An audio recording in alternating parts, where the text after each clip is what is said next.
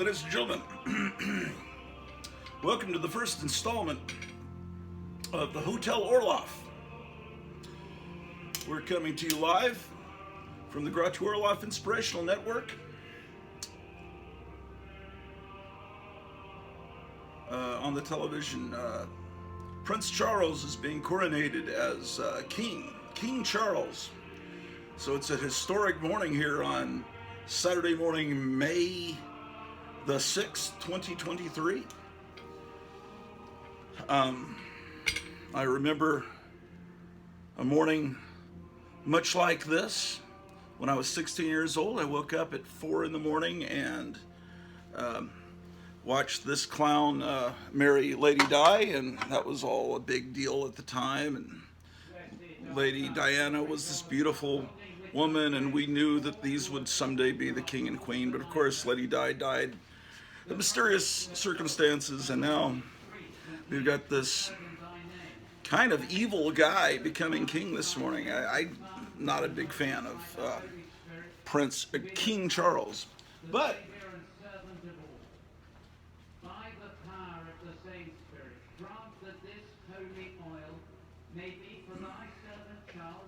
the last great king that England had was King Arthur, ladies and gentlemen. And that brings us to my birthday that happened recently. My wife bought me an amazing present, and I will show it to you now, ladies and gentlemen, with no further ado. By the way, we're coming to you live from the historic Hotel Orloff, formerly the Hotel Sprinkle, here in scenic Rural Retreat, Virginia. Rural Retreat, Virginia is, of course, the true home of Dr. Pepper, the real Dr. Pepper, the man that invented Dr. Pepper. He was a Civil War surgeon, opened a drugstore right here in Rural Retreat. He's buried right here in Rural Retreat, and he invented Dr. Pepper. And yet, the Dr. Pepper Museum, as you can see, is in Waco, Texas, and this is celebrating the 10th anniversary of the Dr. Pepper Museum, May 11th, 2001. Well, Dr. Pepper was not invented in Waco. It's invented in Rural Retreat. And one of the employees at Dr. Pepper's drugstore stole the formula, went off to Texas back, I don't know, over 100 years ago, and made millions with Dr. Pepper. And of course, he at least had he was nice enough to name it after the guy that really created it. But that's the fact, Jack. Dr. Pepper. And you know, Dr. Pepper is the official sponsor here on the Hotel Orloff. And you know, Dr. Pepper is today's light and lively taste. Yes, here's the coronation of King Charles III, ladies and gentlemen.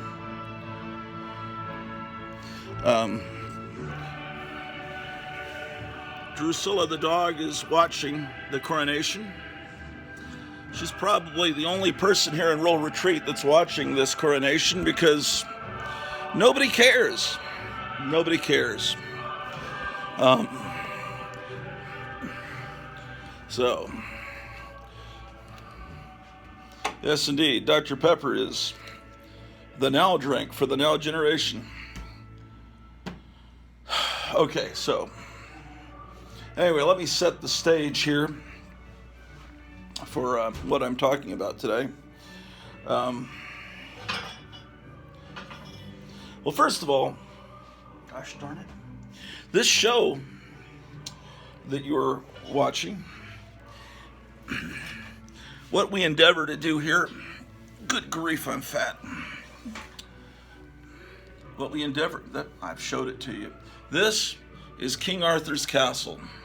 Now, let me move the Dr. Pepper out of the way, our official sponsor here. I got this as a present in like 1970 or 71. I was like 5 or 6 years old. And my dad was stationed in the army in Germany. And I don't remember if we were living in Heidelberg or Landstuhl at the time, but regardless, I got this amazing toy. Incredible. And I love that toy. We moved multiple times. The toy stayed with me. It got a little bit broken over the years. But anyway, I guess by the late 70s, about the time that this clown in the other room, Married Lady Di, the toy was on the back porch of our house in Arlington, Texas. And my mom must have just thought it was junk. It was a broken toy, and it was thrown out. And I thought, oh, that's the coolest thing in the world, and it was thrown away. And so over the years, I've looked for it on eBay. I've always seen it there. I always thought, well, you know, I never remembered the manufacturer. I knew it was German made. I remember it looking really cool. I probably have pictures of myself on Christmas morning. I need to look, opening this. You know, well, it actually would have already been built, because that's the way my dad and my older brothers would do it. They'd have everything built for me, and I'd come out and to the Christmas tree, and everything would be laid out beautifully. And this, anyway, my wife found it on eBay for me and bought it for me for my birthday last week, and it was shipped to me from Oklahoma. And let me show it to you now, fully built. Oh shoot, I knocked over one of the knights. Anyway, you've got this. It's very appropriate with this. It's just really cool that this king is being coronated right as I show you King Arthur's castle. See, there's a drawbridge that goes up. It's on a chain. See, it's down. You've got these knights, these knight figures, and I have all the knights, the original knights from my set. They were never, my mom never threw away the knights because they weren't on the back porch. But so I have double sets of knights. This is one of my childhood knights. Here is a guy about to run you through. I'll show you the box. Well, let me show you the rest of this thing here. Give you a true sense of the scale of it. So, this flag is supposed to stay up. I'm not sure how to make it stay up. You see, it's actually I believe that's a German flag. But I guess, because King Arthur, wouldn't he have if he had a flag, it would be a dragon, because I think that was a... Anyway, this is King Arthur's castle. Why is the sound stopped from the other room? We had dramatic coronation music going. Let's see what's going on. Is the internet gone out? Oh, they're solemnly swearing him in. Honor and chivalry, that you may be a brave advocate for those in need. His mother just kept going being queen until she was about 160 years old, and now this guy's probably pushing 80, and he's finally getting his chance to be king. And oh well, oh my gosh, it just brings a tear to the eye. Let's get back to the real king, King Arthur. Let's take a look in here and see what we got. Okay, so I'll kind of give you a 360 of the castle. It's built up on rocks. Got this little, this goes up to the drawbridge. Oh, these are the doors to the dungeon here. How do you lift? Oh, there we go. See, there's even stairs that go down into the dungeon, just like Grandpa's dungeon on the Munsters. There's even a well, which actually goes down to the dungeon. And look at this. Is that spectacular or what? Oh, and I found a historic photo of the Hotel Sprinkle, which is now the Hotel Orloff, and I'll show you that to you. And I'm going to be going live in a few hours, although I don't want to go on live at the same time that Dr. Silverage and Shannon are broadcasting, but I'm going to be going live broadcasting live from Mesa, Arizona, where it's Free Comic Book Day at Gotham City Comics. So Kevin Johnson has invited us. Kevin Johnson, the owner of Gotham City Comics, has invited us along on a so we can hang out virtually at a comic book store on Free Comic Book Day, see what's going on, especially if you're like me, there's no comic store around in your area. And he has a special guest who is an artist that has done some of the newer wacky packages for Topps Chewing Gum Company. So we'll get to meet him, hopefully. Boy, that's a really tacky yellow outfit. I'm sure it has some deep significance. Oh, I was going to show you the historic picture. Okay, let me put you over here and I'll show you all this stuff. By the way, have you had your Dr. Pepper today? You should have one at 10, 2, and 4 every day for today's light and lively taste. Boy, I need to shave. Okay.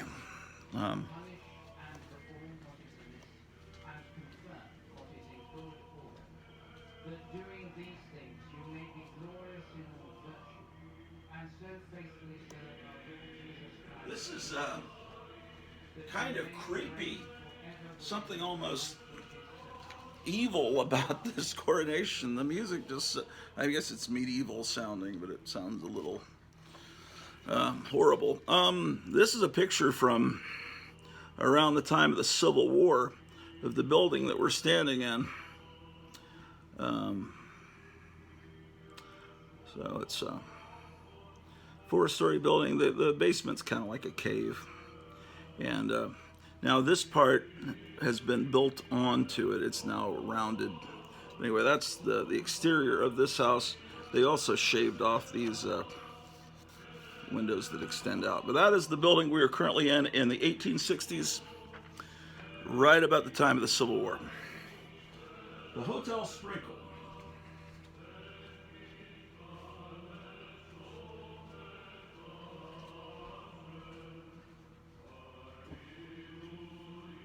Now here is the box, and usually when you see them on eBay, they're not in boxes that are in this good a shape. This is not in perfect shape, but trust me, little kids tore into this when they got this in the 1970s, and the boxes did not survive. So this is the company. This is the company that manufactured it. Big. It's a German company. It's big. That's the whole. Can you see that? Big Spielwaren Fabric. Big Spielwaren Fabric. Yes, manufactured in West Germany. Back before Germany was reunified. So yeah, you can have different armies attacking the castle. The bridge is not actually brown, but I guess you could paint it that color. And the only thing that survived from my original King Arthur's castle is I still have the chimney and I still have all the knights. So now I have 2 chimneys and 2 sets of knights. Anyway, one of the most wonderful birthday presents I've ever had since the last wonderful birthday when my wife got me a bunch of really amazing books.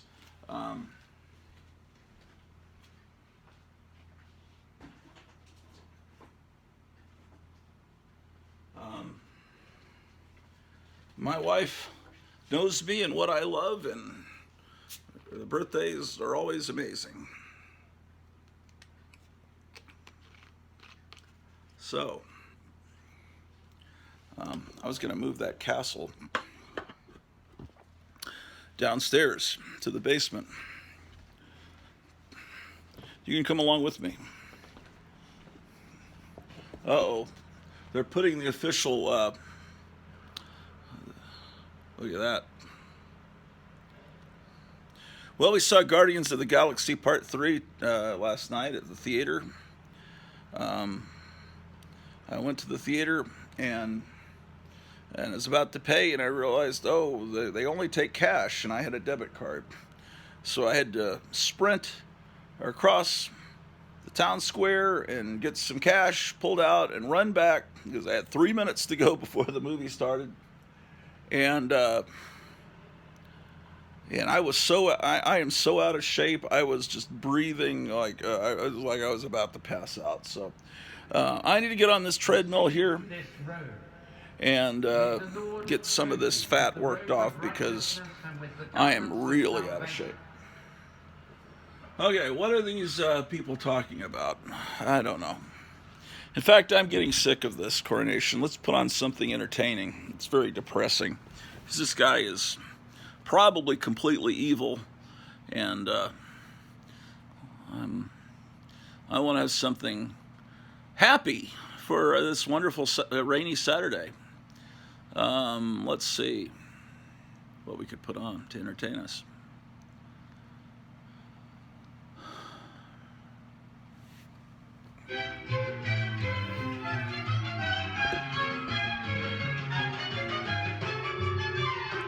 Music from Gumby. All right. This may take a couple of trips to get you guys down there. So I'm going to put you guys right here in the center of the castle, if you don't mind. So you're going down into the castle, ladies and gentlemen.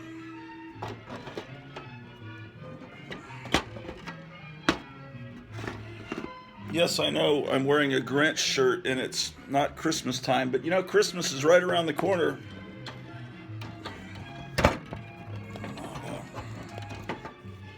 Oh, well. Gosh. Wow.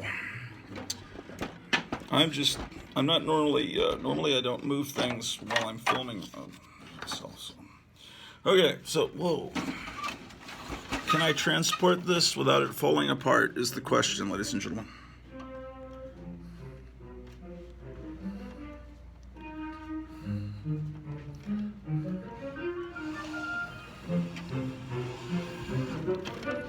So far, so good.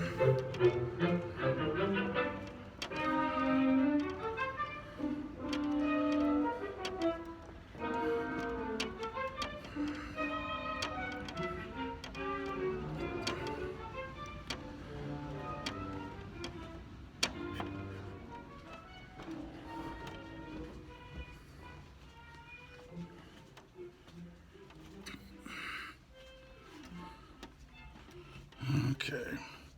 Down into the basement.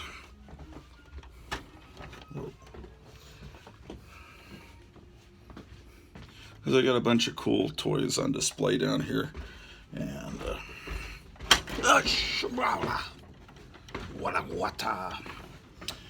okay.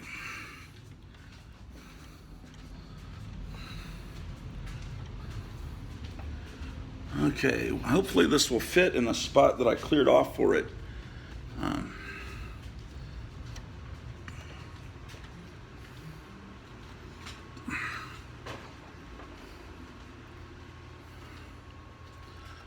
think it will.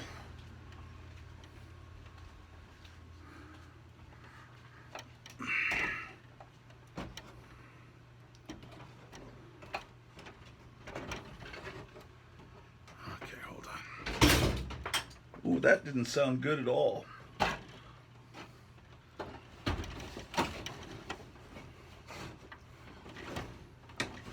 Okay, this needs to be adjusted.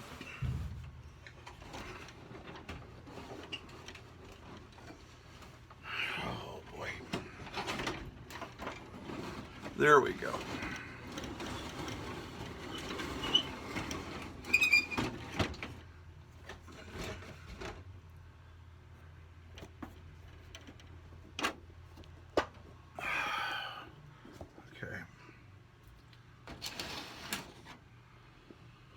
So now the castle is here.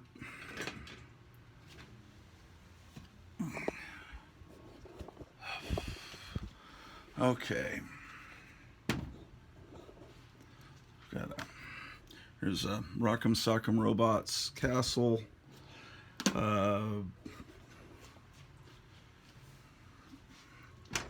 is what fell over the Green Hornet. Okay.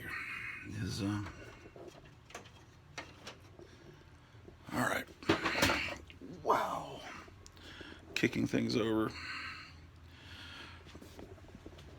Let's go get the rest of it, and then we'll. I was kind of wanting to go through and organize some comic books this morning before I start the big broadcast with Kevin at Gotham City Comics. And he's in Arizona, so it's a several-hour difference.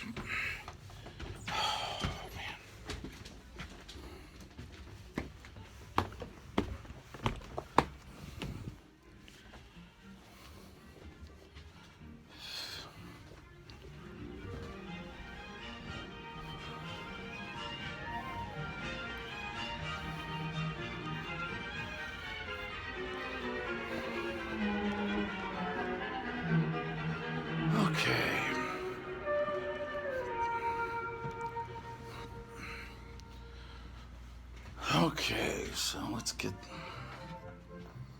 this.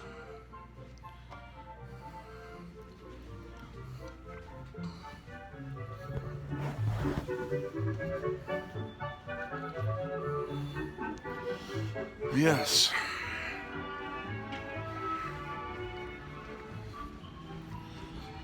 Drusilla the dog, what are you up to?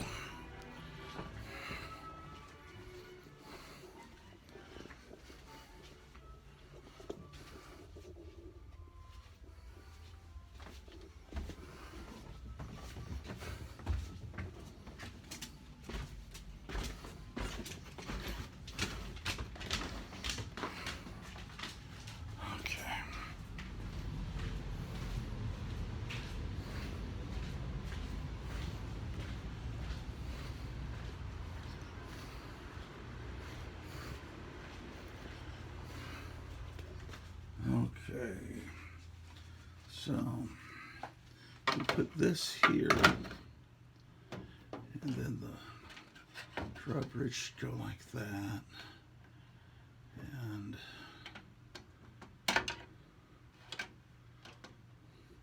so King Arthur's castle and its new spot.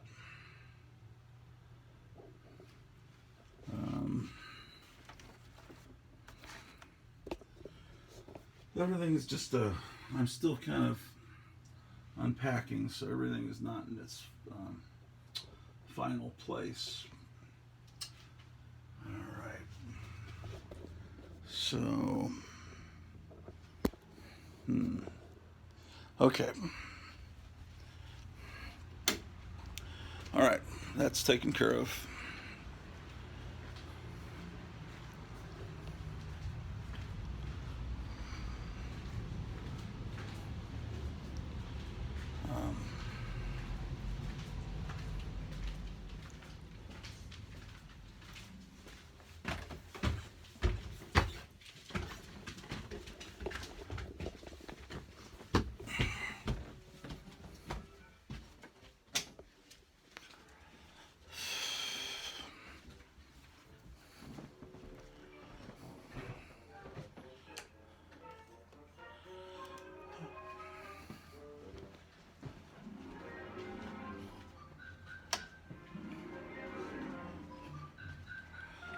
All right.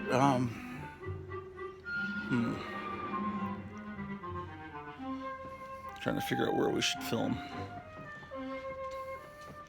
Yeah, let's do it upstairs. Get the phone charger.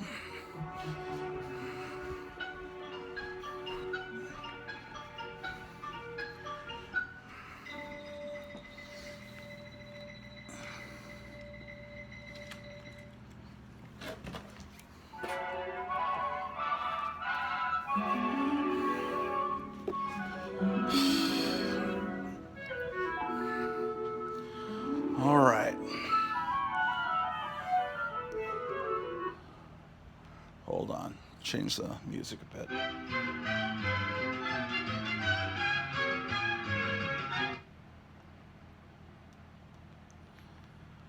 All right.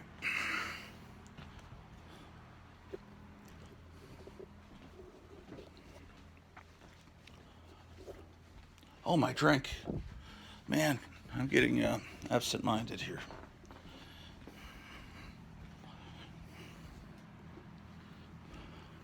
Anyway, I saw Guardians of the Galaxy last night, and all I told you is that I was very tired running across the square. But my wife and I really enjoyed the movie. I think it will be the last gasp of the Marvel Cinematic Universe. There will be nothing worth watching after this. The trailer was for a new Captain Marvel movie. James Gunn is leaving for DC Studios, and I've never seen a movie by James Gunn that disappointed me or was something that I disliked. He's never let me down. I've always enjoyed his movies. They're always fun. But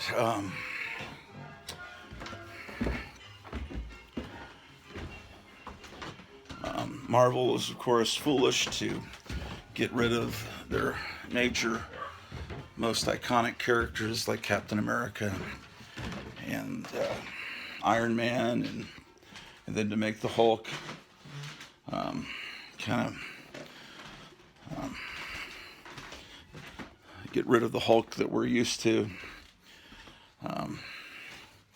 And if the actors leave the role, it's just smart to recast like they would for a James Bond movie. But of course, just a moment, they're not smart enough to do that at Disney. And Disney's, of course, ruined the Marvel movies and the Star Wars movies. They've done everything they could to bring everything down. Okay. Now,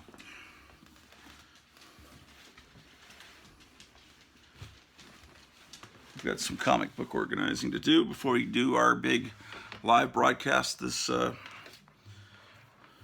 later this morning.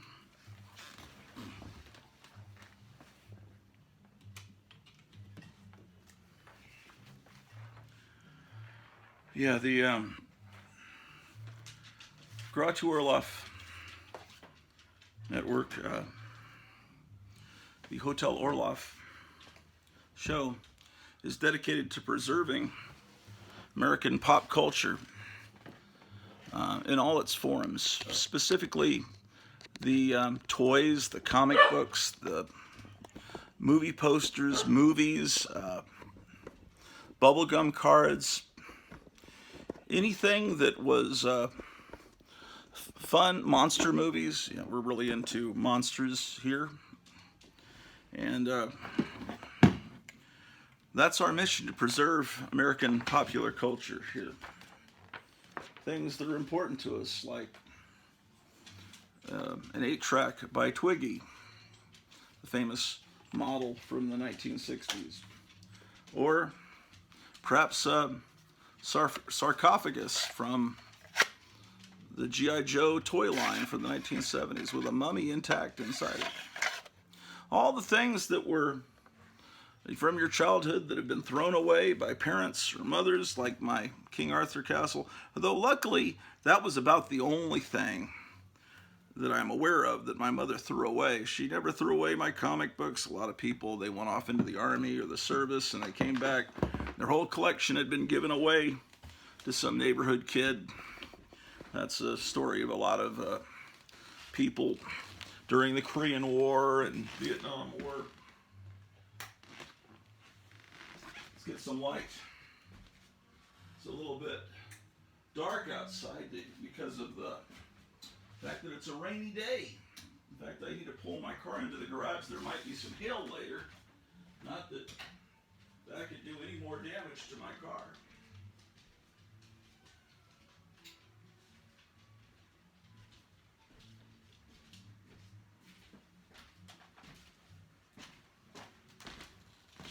All right. Okay, what do we got here?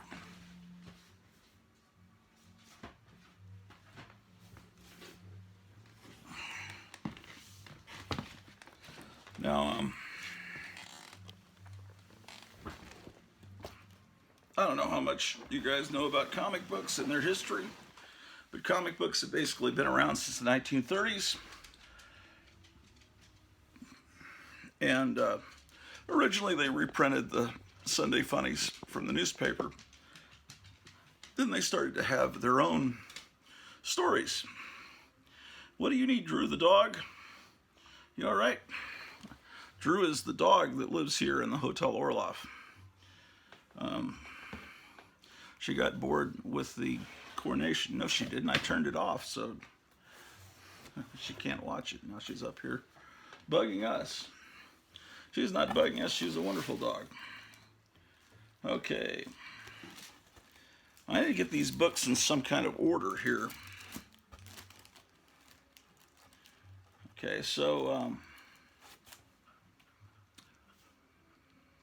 comics during World War II in the early 1940s, they were a lot of the superheroes, which were a new thing, fought against the Axis, and that was really big thing for kids in the early 40s is comic books, superheroes, Superman, Batman, fighting against Hitler's hordes. Then after the war, the superhero comics, the popularity kind of died off, and you started to get more different kinds of comics like jungle comics and comics about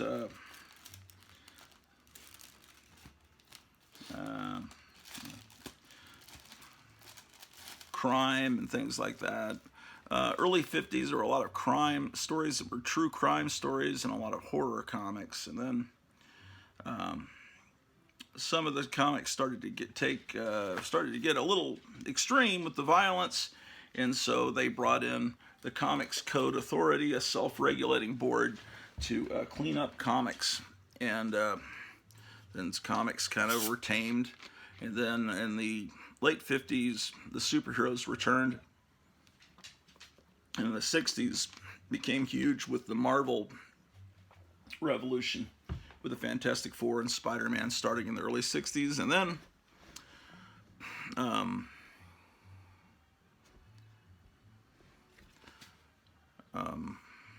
comics were still great in the 70s, and in my opinion they started to decline, and now they're in a pathetic state where comics really don't sell hardly at all and are basically exist just to sell, some movie made from them, and a lot of them have very political messages.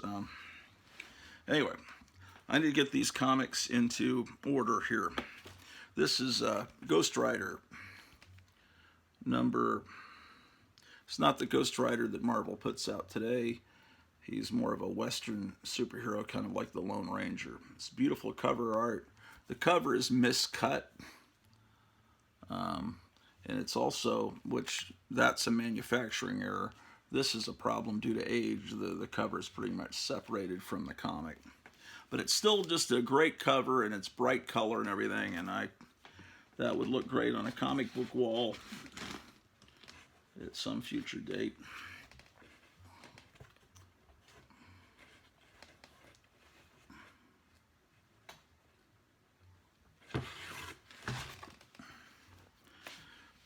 But as we look through these comics, I can show you a lot about the history of comics and history of other kinds of things that I collect. There are many things that I've collected all my life, and I can share them with you here in the Hotel Orloff, because usually we have lots of vacancies. In fact, no one ever stays at this hotel anymore, except for my wife and I, our dog Drusilla, and our cats Pete and Alan.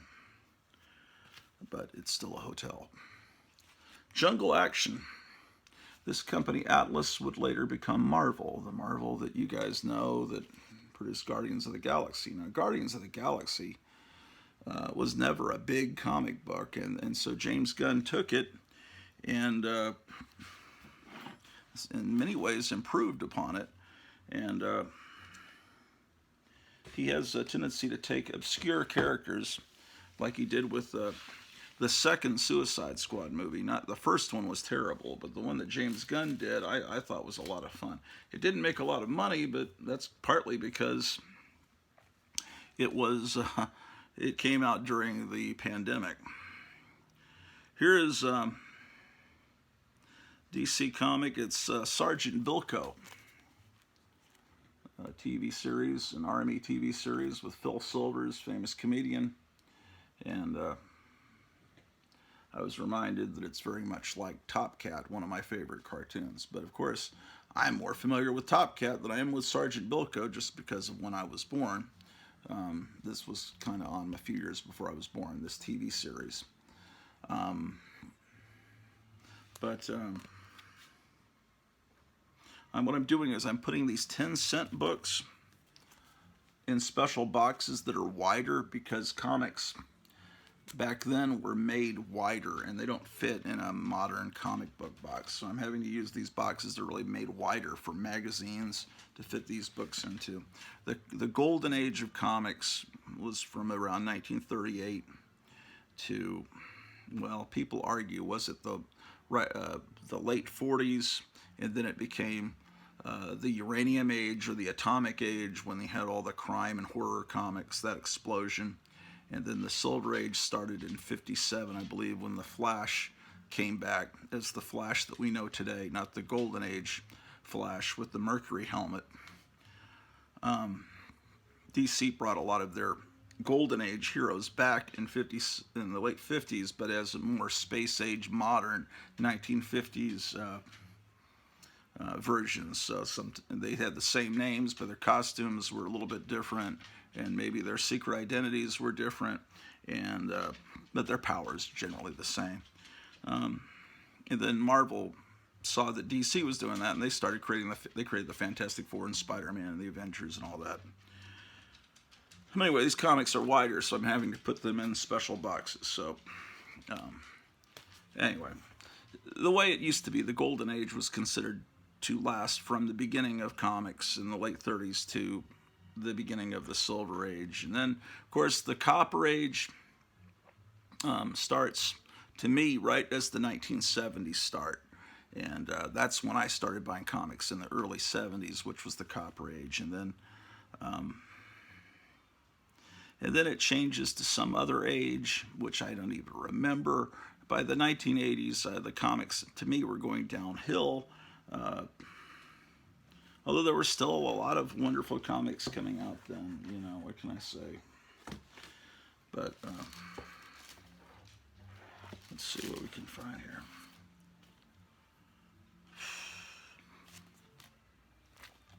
I'm going to take this book out of its bag. This bag is all nasty. Some of these bags get old and grubby. It's Little Iodine, a Dell comic. Dell was one of the companies that's no longer around, but they were a huge maker of comics. There's an ad for Juicy Fruit. This one is from my magnifying glass. I took it downstairs, and now I have no way of reading. Oh, man. 1958, July, September 1958.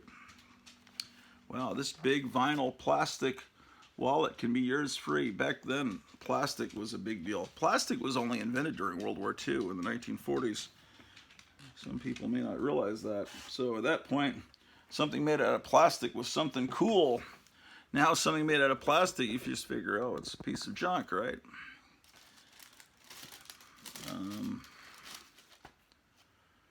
Here's Real Clue Crime Stories.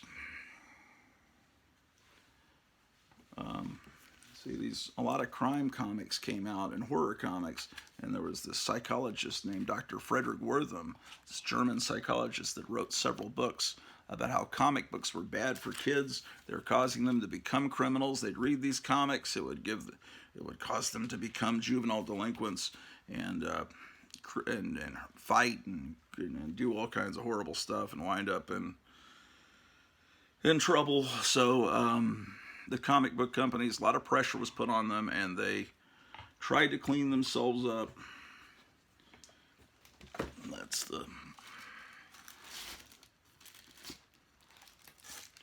Here's science comics. See, what you don't see is I'm putting these in alphabetical order. What are you doing, Drew the dog? I think Drusilla the dog is possibly Hungry. Oh, my wife loved one of the new characters in Guardians of the Galaxy, although you saw this character in the Guardians of the Galaxy Christmas special, which was actually good, really good, is one of the dogs sent into space by the Russians, who looks a lot like our dog Drew here, that can talk and has powers. It's a character named Cosmo that was in the comic books, but since very few people know those comics, nobody's ever heard of the character. And yeah, my wife fell in love with that dog in the movie last night. Okay, we're gonna go downstairs and feed Drew the dog real quick because she is hungry.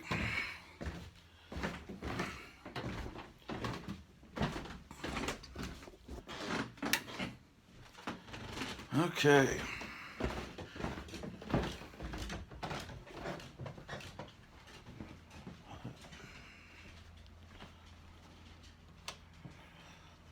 Okay, all right.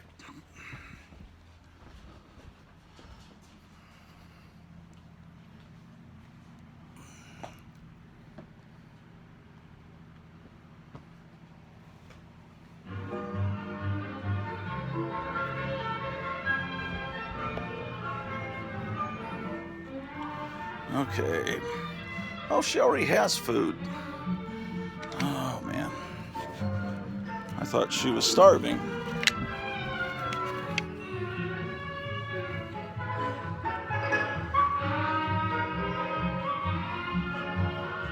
Hold on. I'll sit you down for a moment.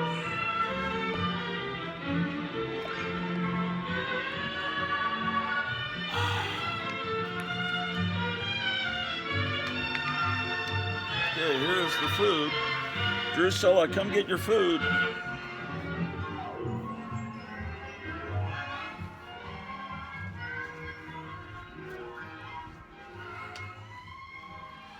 Okay.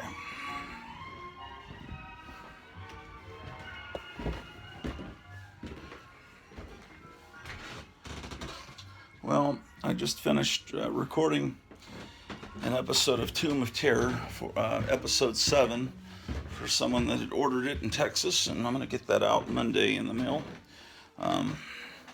Tomb of Terror is a show I've been creating. I'm up to episode 9, and it's done exactly in the style of The Hypnotic Eye, a show I used to work on back in the 1990s. It's a collage of cartoons and music and movie trailers and TV commercials and everything. Just this amazing collage of stuff. Some people compare it to Night Flight. I guess Night Flight was before The Hypnotic Eye. Night Flight used to be on USA Network in the early 80s, but when Joe Riley and myself were doing The Hypnotic Eye back in the 90s, I don't think we even thought of Night Flight. We were doing something kind of different. And here's another one of those crime comics that were all over the place on the newsstand in the 1950s. They've tried to make their logo look like the EC logo. EC was a comic company called Entertaining Comics, or EC, and they are the ones that put out Tales from the Crypt, and they were a really good line of comics with great artwork and great writing. I mean, great writing. The scripts were as good. I would hold them up to Rod Serling's Twilight Zone TV series. They were that good in their writing. And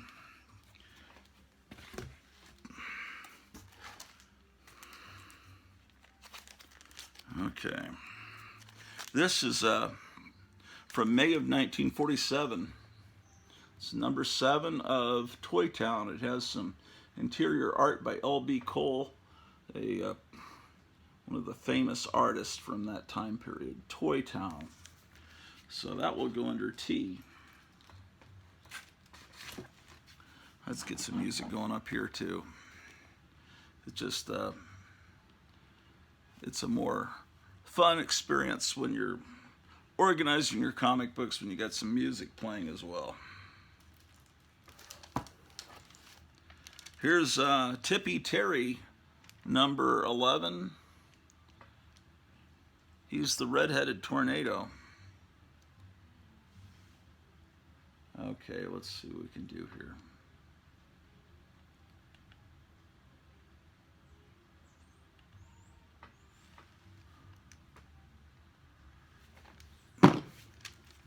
Tippy Terry.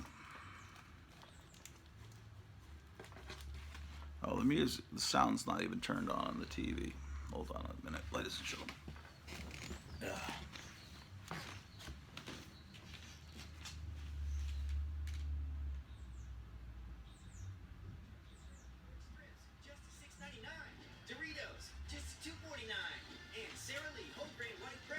Oh, yes.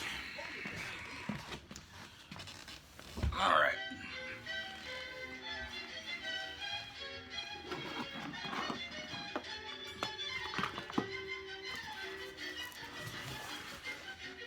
Hold on.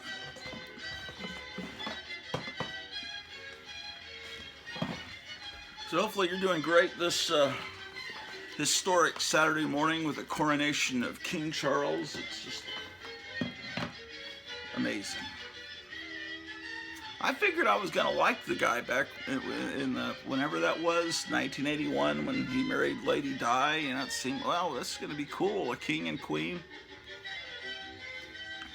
But over the years, he has not impressed me. Always liked Lady Diana, though. I think she was made profoundly unhappy. Okay, here's Black Diamond Western. This is issue 19.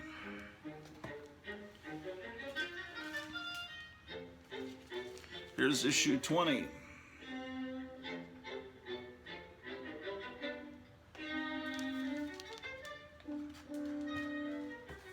Anyway, those TV shows that I'm creating, they're $20 each. That includes postage because it takes about almost $4 to mail it. It costs like $1, at least $1.50 to buy the envelope to mail it in. It takes 2 hours of my time, and to have to buy a plastic shell to put the disc in and the DVD-R.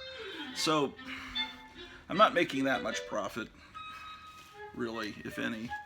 But it's just a fun thing to do. So I'll put the PayPal address down below, or definitely in the live stream that's going to happen later on today. I'll have it scrolling across the bottom, because I actually upgraded to one of those deluxe StreamYard plans where I can do little fancy things like have little crawls on the bottom of the screen and all that stuff. Okay, 1920 and 23 of Black Diamond. Here's Tonto, the Lone Ranger's companion. Beautiful painted cover, again from the Dell Company, company that no longer exists. That'll go between Tippy Terry and Toy Town. Okay, this Wonder Woman comic will go elsewhere because it'll be put with the other, well, I'll show it to you. I'm going to put this in the Silver Age collection because 12-cent books, if it's a 12-cent book, it's Silver Age, basically. There are some 10-cent books that are Silver Age because comics switched from 10 cents to 12 cents in like late 1961.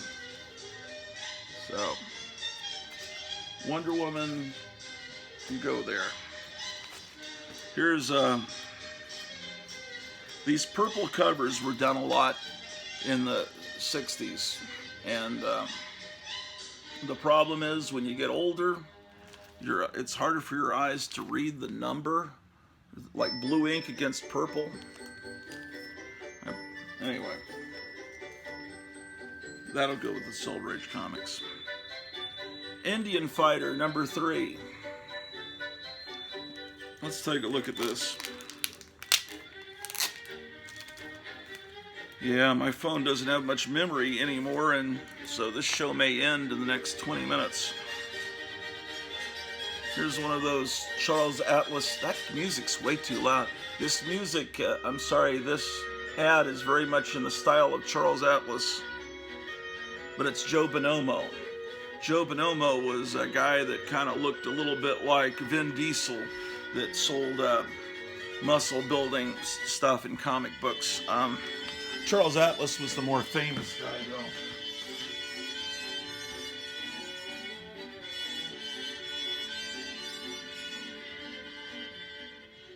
I have a book about Joe Bonomo and his life. In fact, I think I have 2 copies of that book for some reason. Indian Fighter number 3. Ooh, it's got some great ads. Look, a lucky skull ring, glows in the dark, and a lucky pirate ring. That's great. See, the thing I love about these old comics, one of the things I love are the great ads. Amazing by day, or impressive. Can't read, man. By day, an impressive, handsome, mystic skull with flashing ruby red eyes. Oh, it's made of genuine eternium, whatever that is. Yeah. The eternal metal. Eternium, the eternal metal that is actually harder than steel, brilliant as silver, luxurious as platinum, never becomes dull, can't tarnish, can't wear away, solid eternium, not plated. It looks, I like how it says, it looks expensive. It's only $2.98 plus tax, but trust me, $2.98 plus tax was a lot of money back in the days when comic books were 10 cents. The artwork inside is pretty good.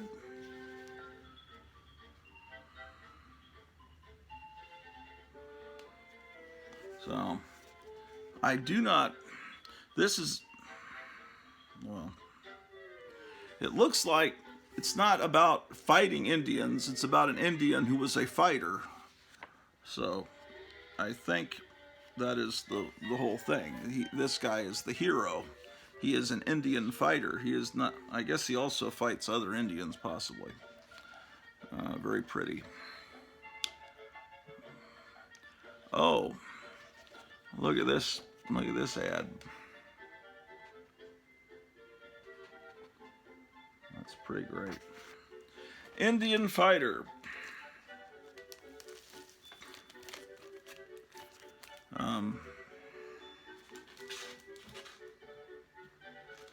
Indian, Black Diamond, Ghost Rider. I goes before J, so it goes before Jungle Action.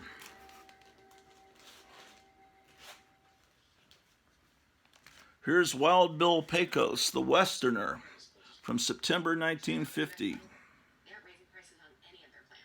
Seriously? Yeah, my price won't increase. So that'll go under W. There we go. Supply chain got us too. Don't get me started on the overhead costs. At US Cellular, every plan for everyone. Here's All True Crime Cases, number 28 from 1948.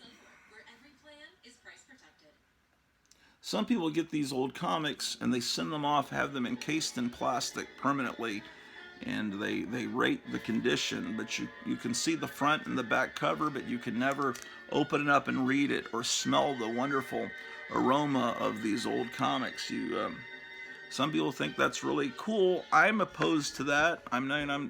I think it's silly, but I heard someone on here talking about how they don't like to read the old comics, because there are just too many words in them. It's like, look at all the words in the front cover. I mean, some people just don't like to read. They just get them because they like the covers and they put them on their wall, just like hunters put heads on the wall. It makes no sense to me, but nothing makes much sense to me in today's world. So what can I say? Here from 1948 is Dollman Quarterly. Dollman Faces Danger. This is a wonderful comic. Today, people know Ant-Man, they know the Atom, but people don't remember Dollman. But he's another one of the, except for people that collect comics of this time period, which are few and far between. To me, people that really appreciate the books, I mean, it's great that these people are encasing these books in plastic. Hopefully someone in the future will inherit these books and break them out of the plastic. But, I don't know, at least they're being preserved for future generations. Here's another one of those crime comics. Real Clue. A lot of times they would have crime in giant letters. It would say crime, and then it would say does not pay, or crime, criminals must pay the penalty, something like that. Here these criminals are trying to break out of jail, and they actually have dug a tunnel right into police headquarters. So, oh, I have two. Look at this. I have 2 issues of Real Clue. Look at that. We got 2 issues of Real Clue.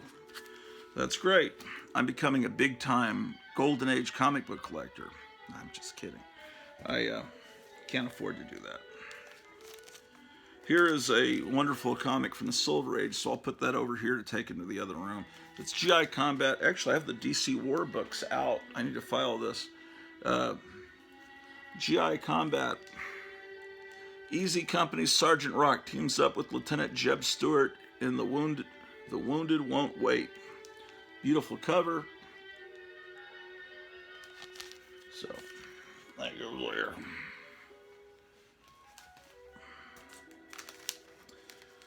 This comic is great. It reprints the early Marvel comics. It reprints early issue of Spider-Man, or Amazing Spider-Man, where Electro first appeared, an early Thor appearance.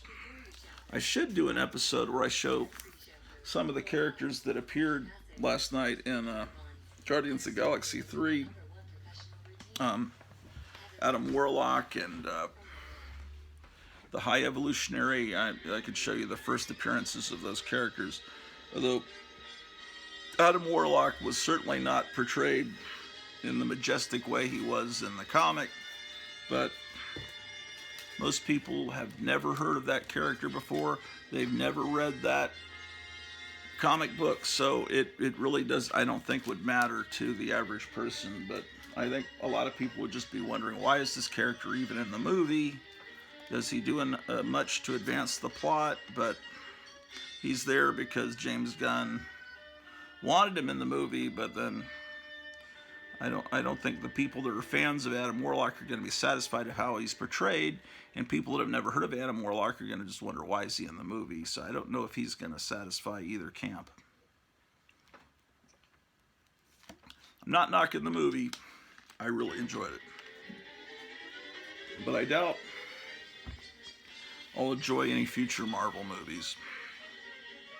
Okay, this is a book that reprints 2 early Richie Rich books. I'll put that over here. That goes in the other room. As will this Archie comic. He's going with the Archie books. Here's another Silver Age book. I need to get this in the other room.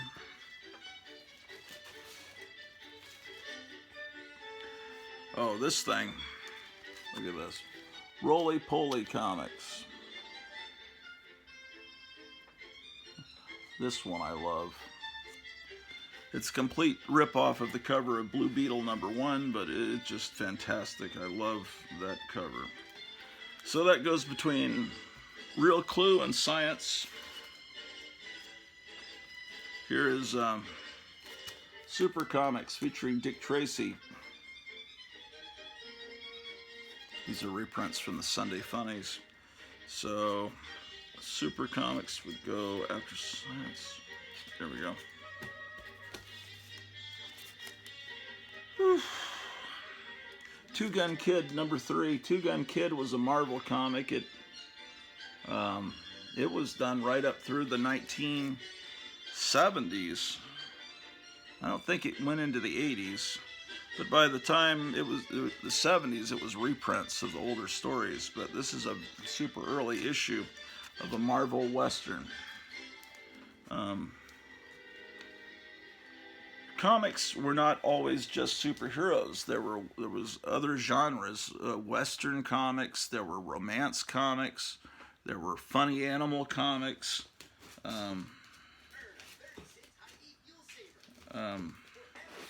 But in most comic stores, they only sell superhero books, and so these other books, there are people that collect them, but not as many.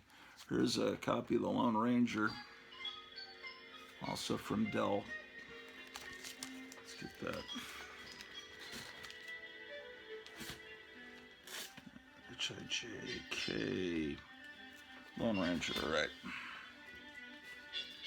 Okay, this copy of Adventure Comics is going in the other room, and you'll see me in future episodes go through and file these. This is a 10-cent one, so this is early 60s. It's in kind of rough shape, as you can tell by the top, but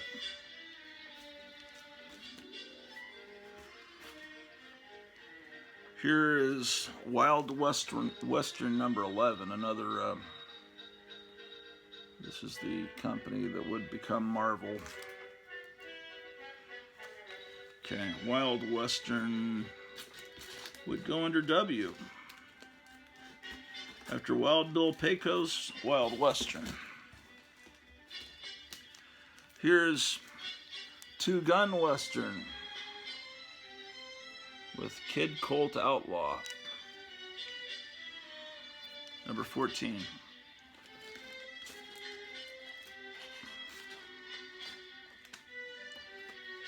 Two Gun Kid, Two Gun Western.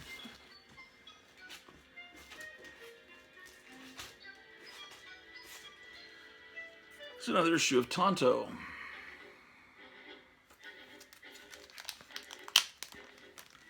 Let's take a look inside. Now these Dell books sometimes wouldn't have any advertising at all. Looks like this is one that is all, there are no advertisements in this. It's just all, that's a historical story there. Sometimes Dell would have 1 or 2 pages of ads, sometimes not any ads. So,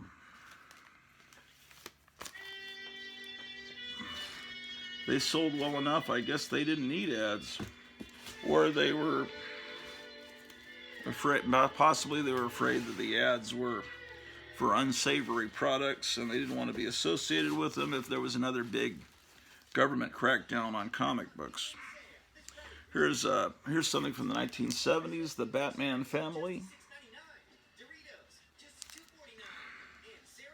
Number 5. That'll be a fun book. Walt Disney's Comics and Stories. There's Annette Funicello. I file my Disney books in a separate box, which is in the other room, so that'll go over there. It's another Walt Disney book.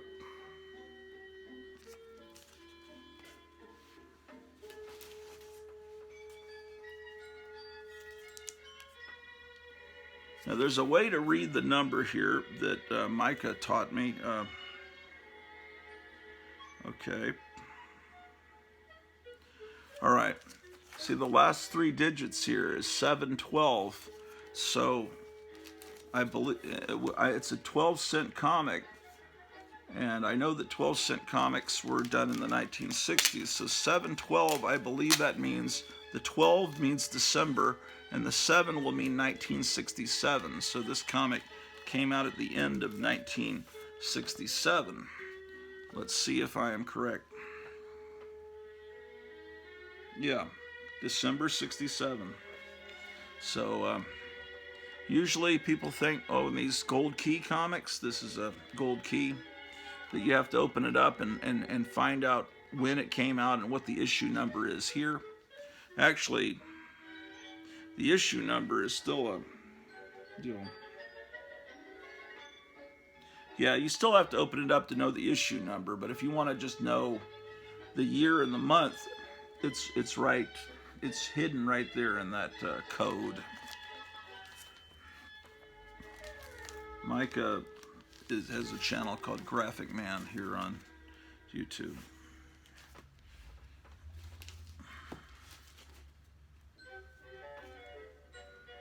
See, Walt Disney's Comics and Stories started as a Dell comic, and then switched over to Gold Key. I put my Dell and my Gold Key comics together. They're very similar companies, and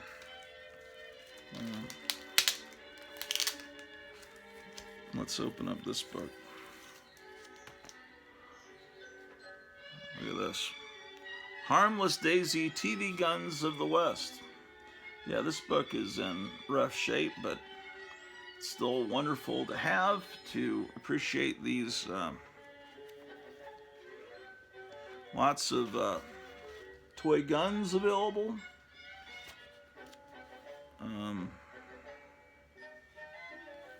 But it's this is going to be late 50s. Maybe earlier, because the fascination with television all through it. Well, it's 59. I think that, yeah. See, television is depicted on the front. They keep talking about harmless TV guns. So there were a lot of westerns on television in the late 50s. Westerns were very big in the 50s in movie theaters, on television, and in comics. Things cycle like that in popularity. Here is a Western hero. I need to get a bigger bag because these older comics are wider and you need a different kind of bag and board for them. So this is Western Hero number 83. Let's get that in there.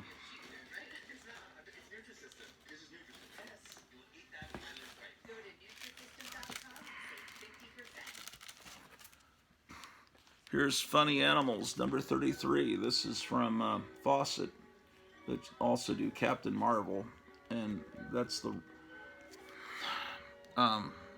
it's Captain Marvel Bunny.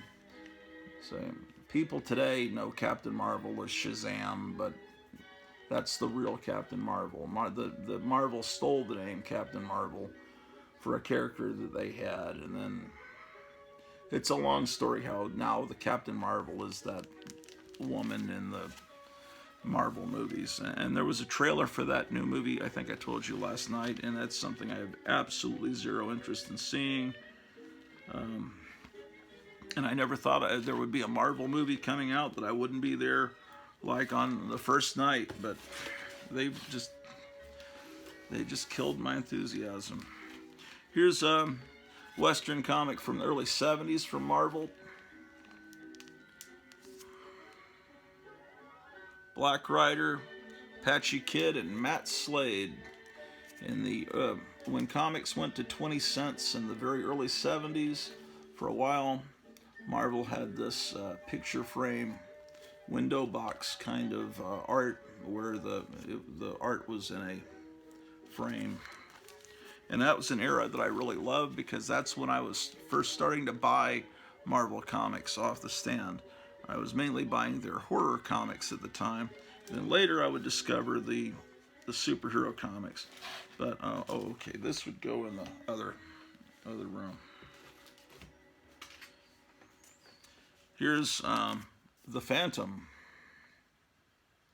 Looking at the cover, I would guess this is from 1966 because of the way it has all the words big and prominent, very much like the way the Batman TV series that started in 66 had all the sound effects.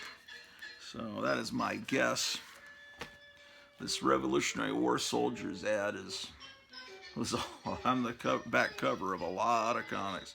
This is the Phantom number 26. Man, I wish I had my reading glasses. Yeah, October 1967. So, Batman was on TV at the time. With his Flash Gordon ad. Limited collector's edition. Yeah, those are books that reprinted the Flash Gordon. Alex Raymond was the artist in Flash Gordon in the 30s in the Sunday Funnies, and he was one of the greats. Alex Raymond, all of superhero comics, every artist bow down to Alex Raymond. He's the guy that started it all. This painting back behind me, someone has back in the 60s did this painting, and they're trying to make it look like Alex Raymond's art. But everyone right down to the big giants like Jack Kirby, they all know that Alex Raymond is like the Leonardo da Vinci. He's the guy that really started it all. And the Phantom is a great character. He's more popular everywhere else, more so than the United States. It's kind of like soccer. Well, the way soccer used to be, still is. I mean, a lot of people play soccer in the U.S. now, but soccer isn't big here like football or baseball is, or basketball. It's starting to become more so, but back when I was a kid, soccer was something foreign and exotic. And the Phantom has been around in the U.S. There was a Phantom movie,